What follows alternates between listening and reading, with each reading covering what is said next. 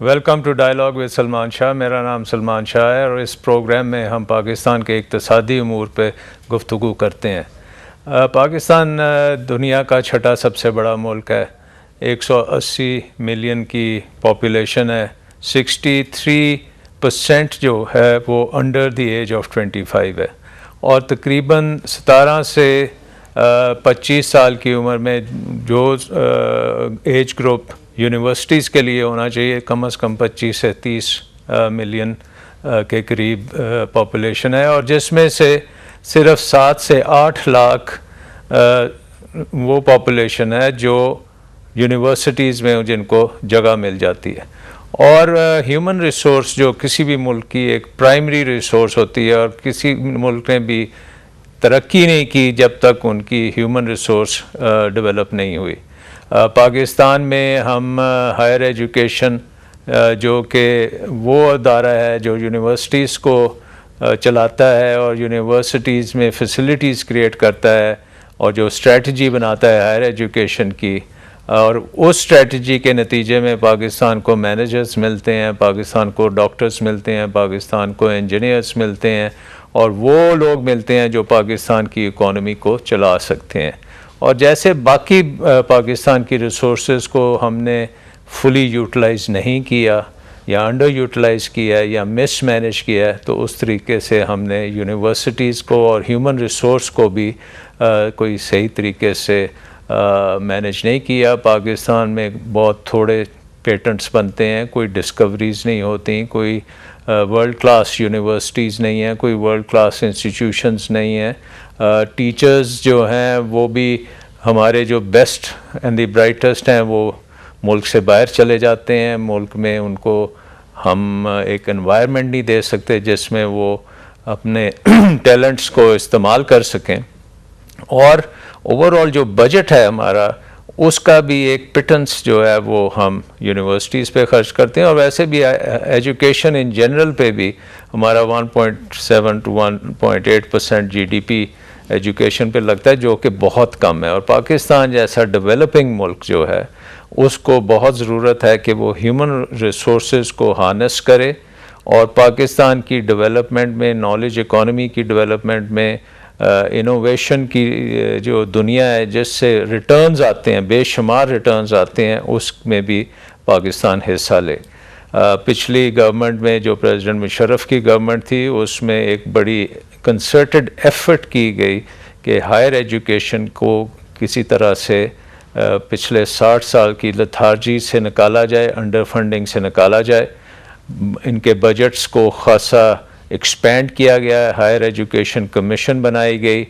For example देखें तो higher education commission से बनने से पहले यूनिवर्सिटीज़ का बजट जो था 2 से 3 बिलियन रुपीस का था और 2007 में जब ये अपने पीक पे थी तो उस वक़्त ये 35-36 बिलियन रुपीस का बजट होता था, जो अब काट के स्लैश करके अब शायद वो 20 बिलियन पे आ चुका है। और अभी भी हम ये डिसाइड नहीं कर सके कि हायर एजुकेशन कमीशन की इस मुल्क में क्या जगह है।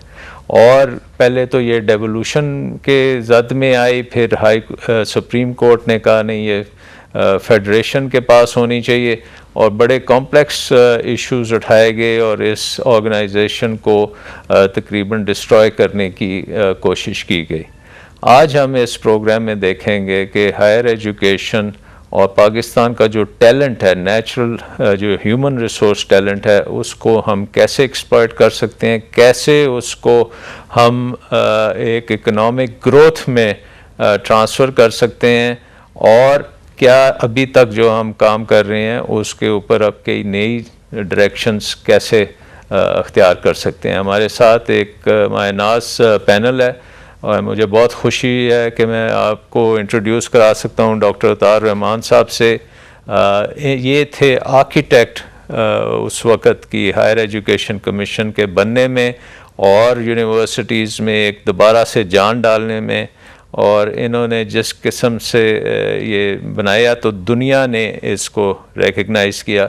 मैं आपको बताता जाऊं कि जब मैं मिनिस्ट्री ऑफ फाइनेंस में मेरी अपॉइंटमेंट हुई तो वहाँ पे ख़ासी हॉस्टिलिटी थी मिनिस्ट्री ऑफ फाइनेंस में towards the higher education commission, क्योंकि मिनिस्ट्री ऑफ फाइनेंस में ये समझा जाता था कि शायद कुछ ज़रूरत से ज़्यादा बजट हायर एजुकेशन कमीशन को दिया जा रहा है। और मैंने उस वक़्त वर्ल्ड बैंक से रिक्वेस्ट की कि दुनिया के बेस्ट जो लीडिंग डिज़ाइनर्स हैं हायर एजुकेशन के, उनको पाकिस्तान भेजें और हमारी हायर एजुकेशन कमीशन की जो मीडियम टर्म डेवलपमेंट फ्रेमवर्क में जो इन्होंने स्ट्रेटजी बनाई थी उसको एवेल्यूएट करें। And I must tell you कि they came back and they said that it is the best strategy world wide, और पाकिस्तान अगर ये स्ट्रेटजी को फॉलो करेगा तो इसमें एक्सेप्शनल रिज़ल्ट्स आएंगे। और वो डॉक्टर साहब की एक कोशिश के साथ वो स्ट्रेटजी बनी। उनके साथ हमारे पास डॉक्टर कासिम जान साहब बैठे हैं जो वाइस चांसलर थे इस्लामाबाद यूनिवर्सिटी के, और इस्लामाबाद यूनिवर्सिटी पाकिस्तान की एक बहुत बड़ी यूनिवर्सिटी है, फेडरल गवर्नमेंट आपके कैपिटल में है, और it is suppose to link with all the provinces and it can be a centre of excellence.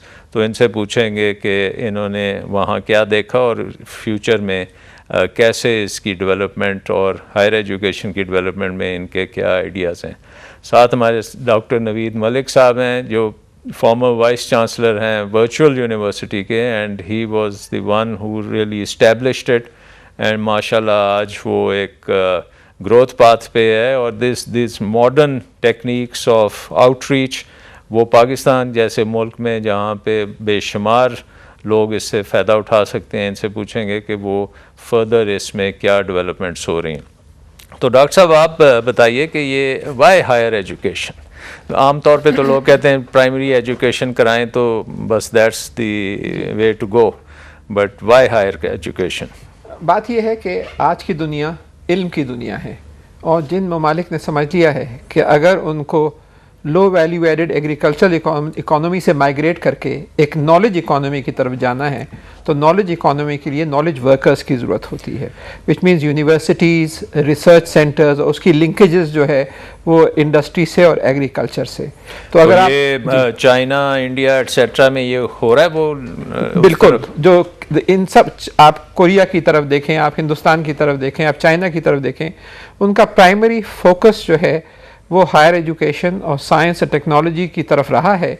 और मुल्क, दुनिया की तारीख में ऐसा कोई मुल्क नहीं है जहां इतने अफराद, यानी कि 1 अरब से ज़्यादा अफराद जो चीन की पॉपुलेशन है, इतनी जल्दी ट्रांसफॉर्मेशन हुई है। उसकी वजह यही है कि उन्होंने मैसिवली इन्वेस्ट किया आला तालीम में और साइंस में और टेक्नोलॉजी में।